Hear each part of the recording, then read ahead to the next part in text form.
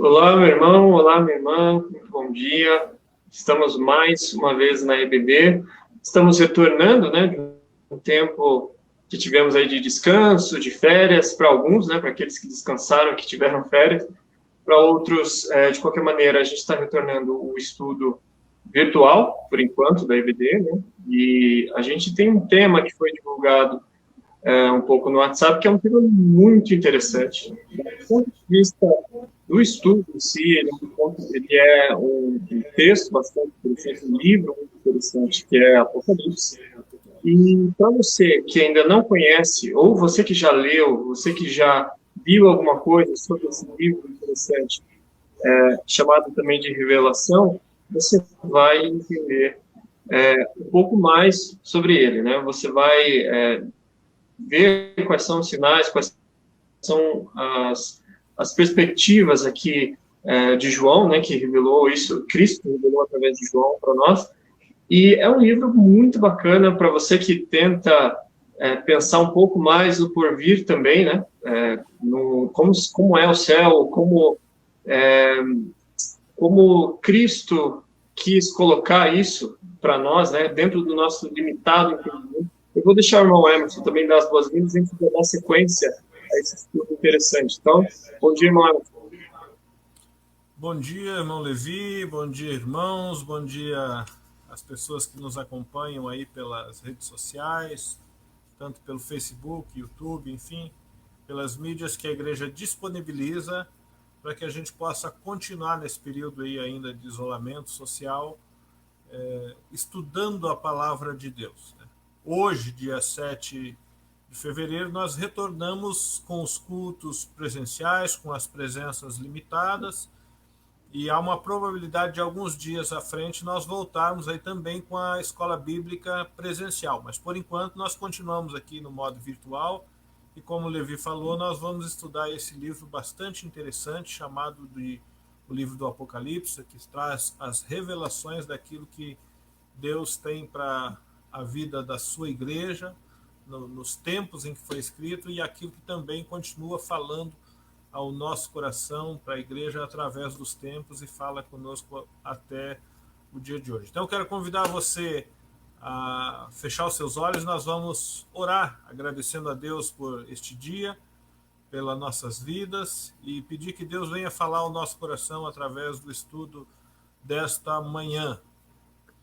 Senhor Deus, nós mais uma vez estamos diante do Senhor para apresentar as nossas vidas, para te agradecer, para te louvar, para colocar diante do Senhor, Deus, a minha vida, a vida do Levi, que estaremos na condução dessa aula, desse estudo, ó Pai, que o Senhor, através do teu Espírito Santo em nós, possa falar ao coração de pessoas, assim como o Senhor já tem falado ao nosso coração, e que tudo que nós estudarmos aqui no decorrer destes dias, ó Pai, em que nós estaremos olhando para o livro de Apocalipse, para compreender, entender, aprender, ó Deus, aquilo que o Senhor deixou revelado, aquilo que o Senhor falou ao coração de João ali na ilha de Patmos, ó Pai, e que o Senhor possa também continuar falando ao nosso coração, que nós estejamos com a nossa mente, o nosso coração dispostos a aprender e dispostos, ó Pai, a ouvir a Tua voz.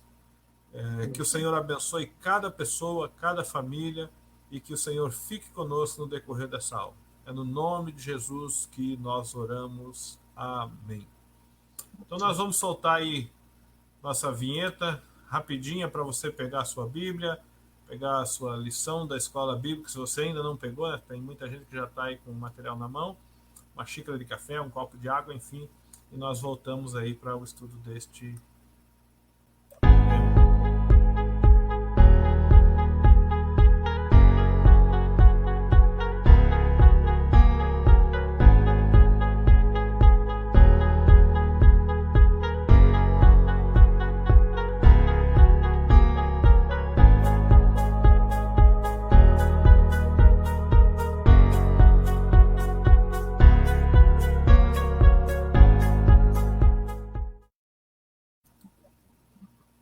Muito bem, vamos lá agora, definitivo.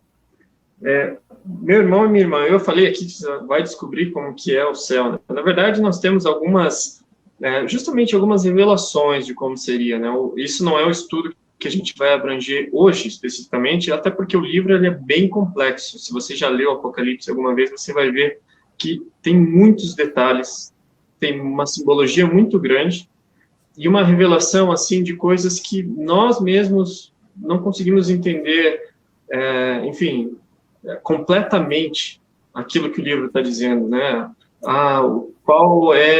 Como que era aquele ser? Será que era um ser que existe hoje em dia, ou que vai existir no futuro, só existe no céu? E alguns símbolos que o autor da revista ele traz para nós justamente aquilo que significa, né? E esse a gente vai pegar o primeiro símbolo com relação ao número, né, que é das igrejas a que foi destinado, e a gente vai iniciar, eu já vou explicar isso mais para frente, estou até atropelando algumas coisas, com o capítulo 1 do Apocalipse, o texto-chave que nós temos nessa edição, ele fala assim, em Apocalipse 1:8, eu sou o alfa e o ômega, o princípio e o fim, diz o Senhor, que é, e que era, e que há de vir, o Todo-Poderoso. Esse é um texto que nós já conhecemos, um texto que fala sobre o princípio e o fim, mas a gente vai colocar ele no texto aqui. Né? Abra a tua Bíblia em Apocalipse, no primeiro capítulo, nós vamos ler do 1 ao 20, então Apocalipse, capítulo 1, esse é o texto base da nossa lição. Apocalipse 1. Revelação de Jesus Cristo, estou lendo na versão na Internacional. Revelação de Jesus Cristo, que Deus lhe deu para mostrar aos seus servos o que em breve há de acontecer. Ele enviou o seu anjo para torná-la conhecida aos seus servos João, que dá testemunho de tudo o que viu, isto é, a palavra de Deus e o testemunho de Jesus Cristo. Feliz aquele que lê as palavras dessa profecia, e felizes aqueles que ouvem e guardam o que nela está escrito, porque o tempo está próximo. João, às 7 igrejas da província da Ásia, a vocês, graça e paz da parte daquele que é, que era e que há de vir, 7 espíritos que estão diante do seu trono. E de Jesus Cristo, que é a testemunha fiel, o primogênito dentre os mortos e o soberano dos reis da terra. Ele nos nossos pecados por meio do seu sangue, e nos constituiu reino e sacerdotes para servir a seu Deus e Pai. A ele sejam glória e poder para todos sempre. Amém. Verso 7. Eis que ele vem com as nuvens, e todo olho o verá, até mesmo aqueles que o traspassaram, e todos os povos da terra se lamentarão por causa dele. Assim será. Amém. Eu sou o Alfa e o Ômega, diz o Senhor Deus, o que é, o que era e o que há de vir, o Todo-Poderoso. Eu, João, irmão e companheiro de vocês no sofrimento, no reino e na perseverança em Jesus, estava na ilha de Patmos por causa da palavra de Deus e do testemunho de Jesus. No dia do Senhor, achei-me no Espírito e ouvi por trás de mim uma voz forte como de trombeta, que dizia, escreva no livro o que você vê e envie a essas 7 igrejas. Éfeso, Esmirna, Pérgamo, Tiatira, Sardes, Filadélfia e Laodiceia. Verso 12. Voltei-me para ver quem falava comigo. Voltando-me, vi 7 candelabros de ouro. E entre os candelabros, alguém, semelhante a um filho de homem, com uma veste que chegava aos seus pés, e um cinturão de ouro ao redor do peito.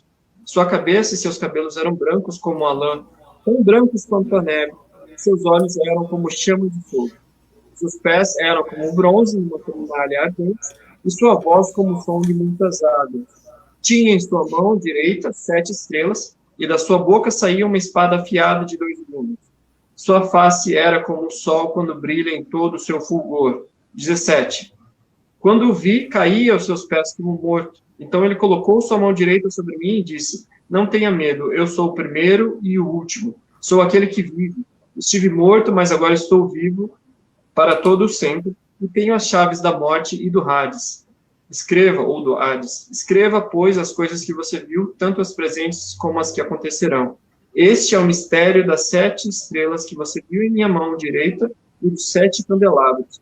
As 7 estrelas são os anjos das 7 igrejas e os 7 candelabros são as 7 igrejas.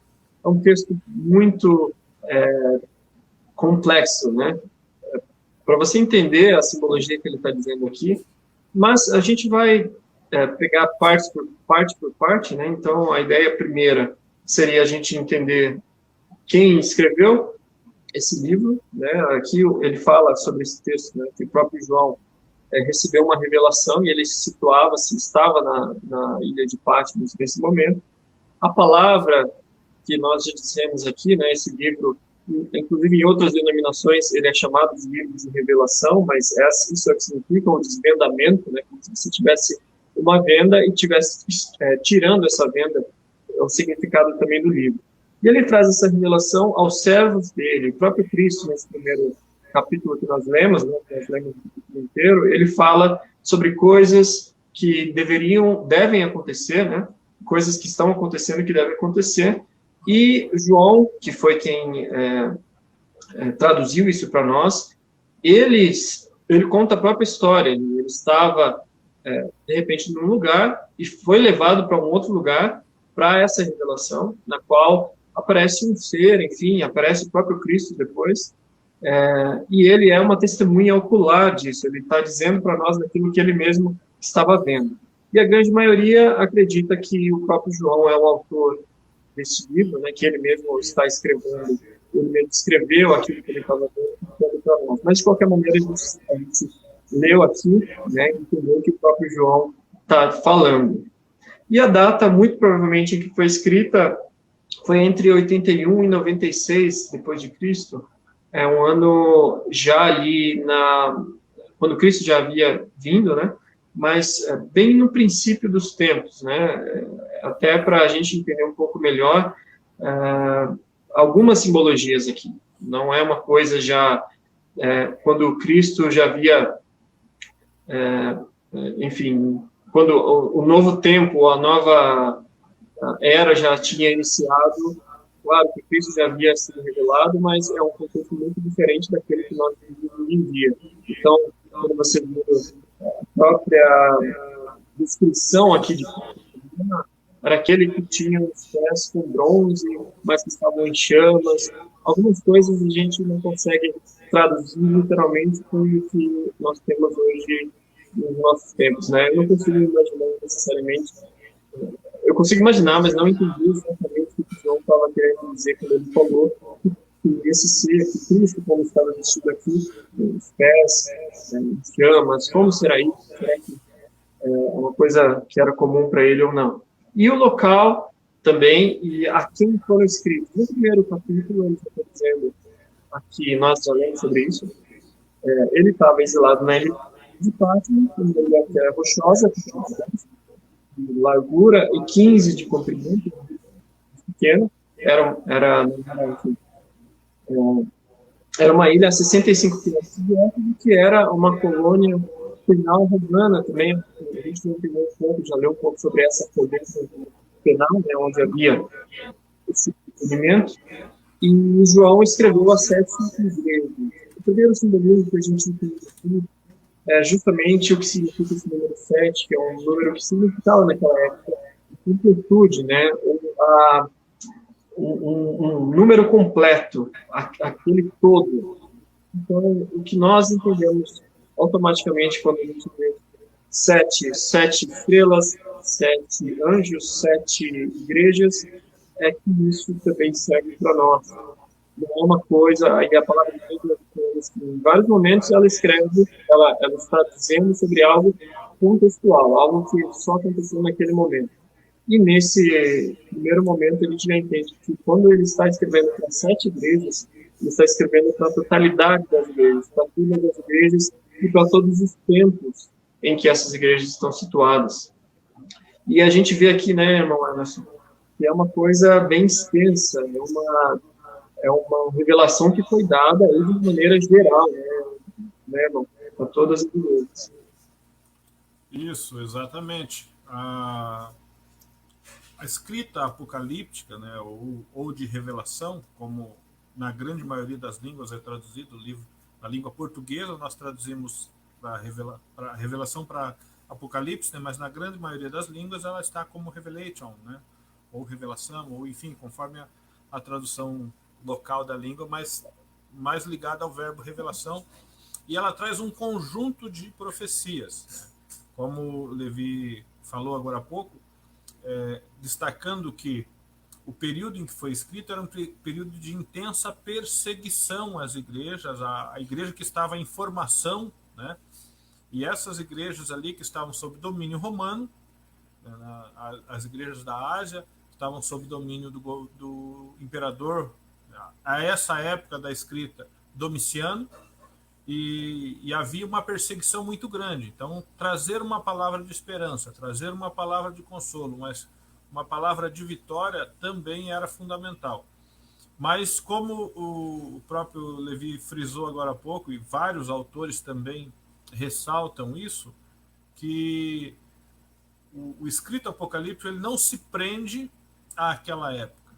Ele falou ao coração daqueles primeiros cristãos ali do primeiro, segundo século, mas também continua falando ao nosso coração. Muito bem. Ele fala de coisas que já na nossa introdução a gente vê sobre isso, né? O autor frisa aqui que é uma revelação de Cristo a João, né? Então, qualquer um que puder, mas João, ele estava vendo coisas que ele sonhou, ou como que foi. É uma revelação que ele teve, mas que foi dada pelo próprio Cristo. A mensagem que nós estamos entendendo aqui foi dada, de fato, por Cristo, através de João a nós. E ele fala sobre, além dessa questão que também frisou, sobre coisas que devem acontecer, né? Ele já está falando aqui primeiramente a essas igrejas, né? Havia esse tempo aí dessa perseguição, e também sobre situações posteriores, né? As coisas que devem acontecer, mas, assim, é uma palavra de incentivo aos irmãos. Eu entendo que isso que foi colocado aqui firma muito fortemente a convicção que nós temos como cristãos.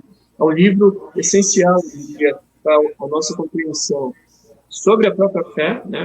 Então, a gente tendo aí uma racionalidade, né, sobre aquilo que a gente crê, e também sobre o final dos tempos.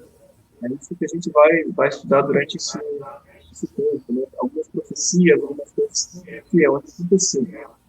No ponto 2, ele fala sobre os bem-aventurados, e aí ele está ali no verso 3, vamos ler mais uma vez. Feliz aquele que lê as palavras dessa profecia, e felizes aqueles que ouvem e guardam o que nela está escrito, porque o tempo está próximo. Glória a Deus. Isso sim que me traz uma grande alegria, não só porque ele começa dizendo feliz, né, o bem-aventurado, aquele que lê as palavras, mas porque o tempo está próximo. E aqui ele está reafirmando uma das promessas que ele havia colocado, né, o tempo está próximo, que esse mundo há de passar, que o mundo tudo mais. Ele fala que o tempo está próximo e são felizes aqueles que ouvem e que guardam o que está escrito nessa profecia. Então, um livro muito interessante, muito essencial aí para a nossa fé, para a gente guardar essas palavras aí. Essa parte, ela consiste de uma bênção, né, que ele está falando aqui, sobre uma bênção para aquele que está lendo e também para aquele que está ouvindo, né? A gente já ouviu um pouco sobre isso, estudou, que não é só você ler, né, ou passar batido sobre o livro, né, mano? Isso, exatamente. No sentido de dar uma atenção especial àquilo, né?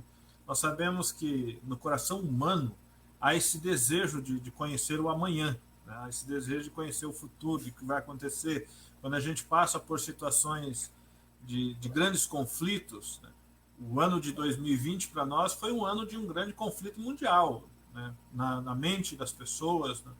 O fato da pandemia que o mundo enfrentou, as milhares de pessoas que se foram, né, que passaram a viver de uma forma diferente, e tudo isso gera em nós uma preocupação de como que vai ser amanhã, o que está acontecendo, onde que nós estamos chegando. E aí a gente ouviu muitas pessoas dizer, não, eu acho que agora vem o fim, agora nós estamos vivendo o tempo do apocalipse já, e é essa sensação de que estamos num tempo de fechamento de ciclos, né? E por isso o estudo com atenção, como propõe aqui o versículo 3, ele se torna uma bem-aventurança, uma bênção para aquele que consegue olhar para um escrito profético, para uma palavra profética e entender aquilo que o Senhor está falando. Perfeito. No ponto 2, que nós temos sobre a salvação, a saudação. Ele fala sobre a graça e paz, que é no verso 4, ele já está direcionando as igrejas, né? Então está escrevendo já aquilo que ele recebeu como revelação, mas está já dando aquela saudação a eles. E no próprio verso 4 ele fala quem é essa revelação, para quem que ele está dando essa educação, que são as 7 igrejas que faziam parte de igrejas situadas ali na Ásia Menor, que é a atual Turquia, né? E 7 igrejas que não estavam, né? Se elas estão na mesma região, né, na Ásia Menor, não estavam tão distantes entre si, mas que têm um comportamento muito distinto. Nós até lemos um pouco sobre isso aqui. Se você já leu o Apocalipse, já viu ali qual é o entendimento para cada uma dessas igrejas, mas, como nós já comentamos, ela significa a totalidade. Então, ele fala de algumas igrejas que têm algumas características, algumas igrejas que ouviam uma série profetisa, outras igrejas que cresceram no primeiro amor, outras igrejas que tinham um ar muito superior, outras igrejas que, enfim, e ele fala muito sobre isso. O ponto 2, o Senhor majestoso, João fala sobre aquele que é o único digno de adoração. Nós temos a palavra de Deus falando sempre a mesma, ela sempre fala que não existe ninguém digno, ninguém que é capaz de fazer esse julgamento, ninguém é digno o suficiente perante Deus para fazer tudo isso que Cristo fez e tudo isso que Ele está fazendo e revelando a nós. Eu não quero dar muito spoiler aqui sobre por que só Cristo pôde abrir os selos, por exemplo, né? Enfim, já não quero atropelar aqui para a gente acabar não perdendo o foco. Cristo, que é aquele que era esperado pelos cristãos, Ele mesmo havia prometido, e existe esse autor, George Led, ele chega a dizer que esse versículo é uma fusão também de Daniel e Zacarias, e aqui aquilo que eu tinha dito, né, que a palavra de Deus, ela fala sempre a mesma língua, ela está dizendo, sempre ela está convergindo, né, falando quem é, para sustentar justamente aquilo que nós acreditamos. E ele fala que todo olho verá, isso é que ele está remetindo, fazendo uma alusão a todas as pessoas que verão, crentes e ímpios, e aqueles que, e os que se lamentarão, serão aqueles que não foram limpos pelo sangue de Cristo. E aqui é uma coisa muito clara para a nossa revelação, apesar de ninguém ser digno, então, você que não é cristão, que de repente acha que os cristãos se acham dignos, né? Nós somos mais justos perante Deus. Aqui a palavra de Deus não está dizendo normalmente ninguém é justo o suficiente. Mas nós fomos salvos por Cristo, pelo sangue de Cristo. E aqui existe justamente essa profecia, onde todo olho há de ver essa revelação. Não só nós que somos separados por Cristo, e limpos e remidos, mas todo olho há de ver, todo joelho há de se cuidar perante Ele. Deus é o alfa e o ômega, é aquele que é o princípio e que desde o princípio dos tempos ele já existia, e a palavra também fala, né, Cristo como sendo a verdade e a palavra, desde o princípio ele já existia antes da criação do mundo, antes da criação minha e tua, dos animais, enfim, da terra, e ele também é o final de todas as coisas, aquele que é eterno e governado por tudo, que governa tudo, que é o Todo-Poderoso. Então, desde o princípio ele já existia, ele existe durante o nosso tempo, e até toda a eternidade, né, até o final dos tempos, ele há de existir. Nós vamos agora passar para o ponto 3, para nós conseguirmos utilizar aqui o nosso tempo também de maneira mais sábia. Essa é a primeira das situações que foi descritas por João. Ele inicia esse texto perguntando para quem é, né, os destinatários. Então, ele fala sobre a aflição. Essa aflição se dá pelo fato dos cristãos serem perseguidos, nós já falamos sobre isso. a ponto de João mesmo se encontrar preso nessa linha por causa do Evangelho de Cristo, quando ele recebeu a revelação e escreveu o Apocalipse. Jesus alertou algumas vezes que seus discípulos passariam por aflições, nós já vimos isso também, não apenas nessa indústria, mas também, que as aflições viriam, as perseguições viriam. João disse que estava em espírito ao ouvir a voz daquele que o comissionou, aquele que induziu a escrever essas 7 cartas às igrejas. E acreditava-se, ou acredita-se que João tem entrado numa experiência de êxtase espiritual, semelhantemente a Paulo, que também teve uma revelação e foi arrebatado até o 3º céu. E Paulo fala sobre isso. Isso está, eu acho que é interessante nós lermos também, no Emerson. 2 Coríntios 12, 2, você tem a tua Bíblia, a gente vai ler rapidinho. 2 Coríntios 12, o verso 2, essa epístola de Paulo, e ele fala, eu vou ler rapidinho. Conheço um homem em Cristo que há 14 anos foi arrebatado ao 3º céu. Se foi no corpo ou fora do corpo, não sei, Deus o sabe. Paulo falando justamente sobre João, que recebeu essa revelação. Né, irmãos? Isso. Eu recentemente li esse livro aqui, ó. O Mártir das Catatumbas. Esse livro, ele narra um período, justamente esse período de perseguição da igreja, e como que os cristãos daquela época estavam enfrentando toda esta circunstância de expectativa da vinda desse Cristo glorificado. E como que esta perseguição impunha a eles o desapego a tudo que era terreno. Então, a única esperança que restava no coração dos cristãos era esta convicção e a certeza da vitória futura. Então, o escrito dessa profecia de João, ela é fundamental para dar solidez à fé cristã, para dar esse sentimento de esperança de que o Cristo glorificado vai reinar, vai vencer, vai estabelecer o seu reino e que vale a pena ser cristão, embora o sofrimento, embora as tristezas, embora as dificuldades que se colocam para as pessoas no decorrer da sua caminhada cristã, ter uma palavra que traz esperança, que apresenta um Cristo glorificado, um Cristo vencedor, um Cristo que adquiriu com o poder da sua morte e ressurreição a vitória em suas mãos, ele tem um significado todo especial para a vida cristã.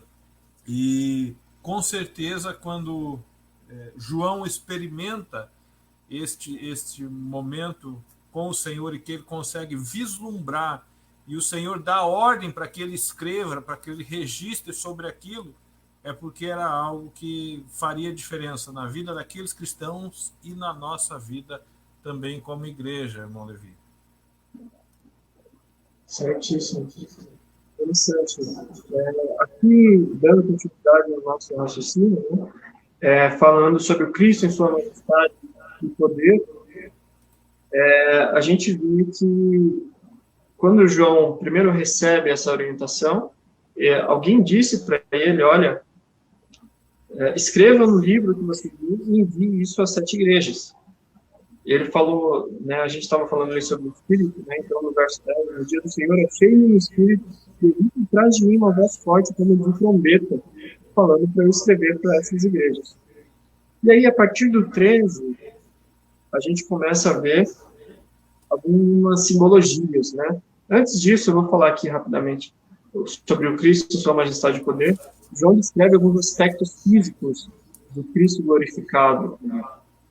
Segundo João Stott, essa descrição faz um paralelo com a descrição do ancião de Deus. Ele se veste como se fosse um filho sacerdote. Aí tinha cabelos brancos, que exige respeito, né? Deve ser visto como uma coroa de honra. Os olhos como chama de fogo podem simbolizar a onisciência divina que perscruta tudo, que vê tudo, não admitindo o que não está de acordo com a sua santidade. E também uma simbologia, né? A gente tentar imaginar como que ele estava ali. A partir do 13, então, vamos acompanhar novamente. Entre os candelabros, alguém semelhante a um filho de homem, que é Cristo, com uma veste que chegava a seus pés e um cinturão de ouro ao redor do peito. A sua cabeça e seus cabelos brancos, como a lã, tão brancos quanto a neve, e seus olhos eram como chama de fogo. Então, já, algo para a gente já imaginar aqui como que era. Os seus pés eram como bronze, e a sua voz como o som de muitas águas. Não era só a aparência dele, a voz também. Mas como que era um som de muitas águas, e João, ao mesmo tempo, conseguia entender aquilo que ele estava dizendo. É algo, assim, diferente, né, para nós conseguimos absorver completamente.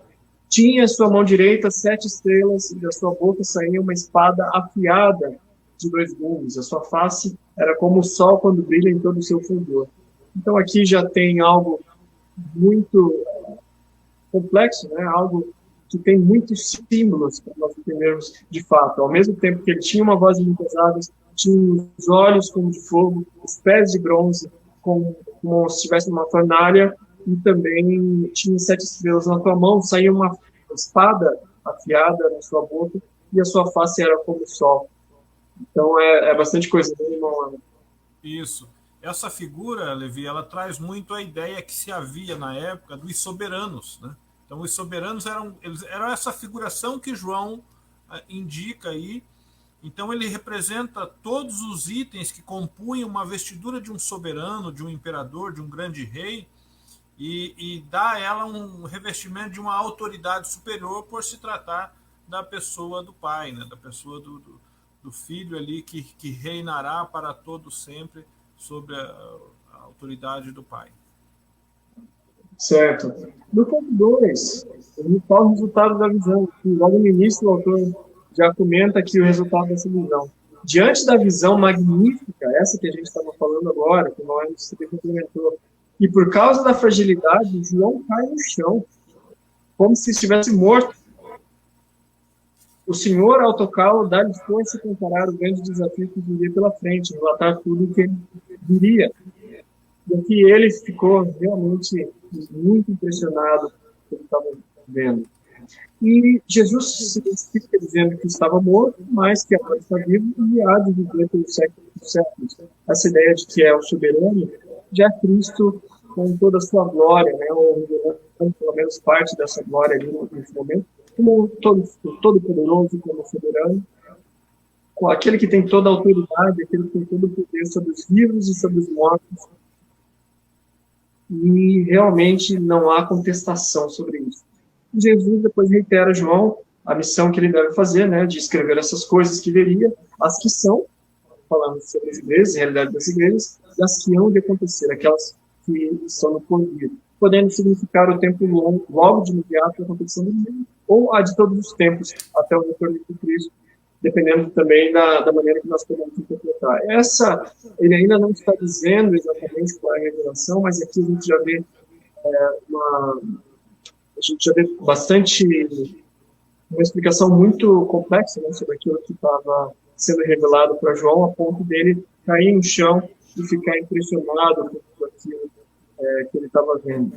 E ele fala, já que no final da nossa lição, na nossa conclusão, ele está fazendo essa introdução sobre o Apocalipse, falando né, do local onde João estava, né, quem que estava fazendo essa revelação e para quem também. Mas ele fala ali, complementando, sou aquele que vive, eu estive morto, mas agora estou vivo. Essas coisas no verso 20. Esse é o mistério das 7 estrelas que você tem em minha mão direita. Nós vimos na aparência de Cristo que ele tinha 7 estrelas na mão. E dos 7 candelabros também, que João viu. As 7 estrelas são os anjos das 7 igrejas e os 7 candelabros são as 7 igrejas. Aqui, Cristo já está dizendo, vou explicar um pouco melhor para João aquilo que ele está falando. Para ele, né, já tinha caído, né, e estava impressionado com aquilo, mas para ele, pelo menos, ter uma certa recepção, conseguir assimilar um pouquinho aquilo ali que ele estava vendo, e a gente vai entender durante o estudo dessa lição o que vem, né, aquela revelação que de fato há de acontecer. Né, mano? Isso. Então nós estamos aí fechando essa primeira lição, né, irmão Levi, de abertura do estudo do livro do Apocalipse, ou do livro das Revelações. Então, como o Levi falou no início, nós fizemos aí um tira-gosto, né, daquilo que vai ser e daquilo que nós vamos estudar no decorrer dessas 17 lições, que nós vamos estar aprofundando um pouco mais.